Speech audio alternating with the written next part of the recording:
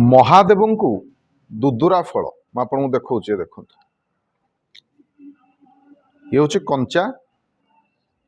यहाँ हूँ सुखिला सुखी जाइए कंचा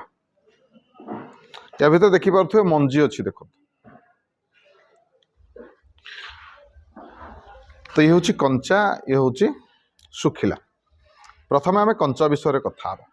ये हूँ दुदुरा फल केबे चढ़ेबे महादेव को सोमवार हो प्रदोष काल समय सोमवार रे ना शिवरात्रि दिन महादेव को आपण मैंने अर्पण करंतु सकाळे हो संध्या समय हो अर्पण करंतु। इटा दुदुरा फलटा चढ़ेले कौन हुए कहीं चढ़ाती तो कंटा कंटा फलटा चढ़ाती कहीं ये चढ़ाती जमती महादेव विष को हरण करदे ना समुद्र मंथन जो विष बाहर ताकू हरण करने सेमती आम या अर्पण कर उद्देश्य है जे ये जो कंटा अच्छी तेणु आम जीवन में जो सब कंटा अच्छी ना से कंटा को महादेव हरण करने आउ या भितर कौन अच्छी ना फल अच्छी किसी माने मंजी अच्छी असंख्य बहुत गुड़े मंजी अच्छी तो ये कंटा को हरण करी आम जीवन में सफलता बहुत गुड़े सफलता आमको देवे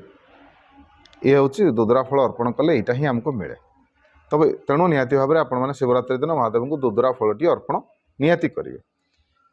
आउ जदि सुखिला दुदुरा फल एमती पाइबे ना सुखिला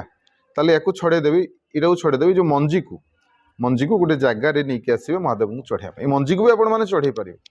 किसी असुविधा नहीं तो कमटी करेंगे। आ जदि वीडियो आपको भल लगुता है समस्त शेयर करेंगे लाइक करेंगे चैनल को सब्सक्राइब करेंगे। रही जय जगन्नाथ जय शिव।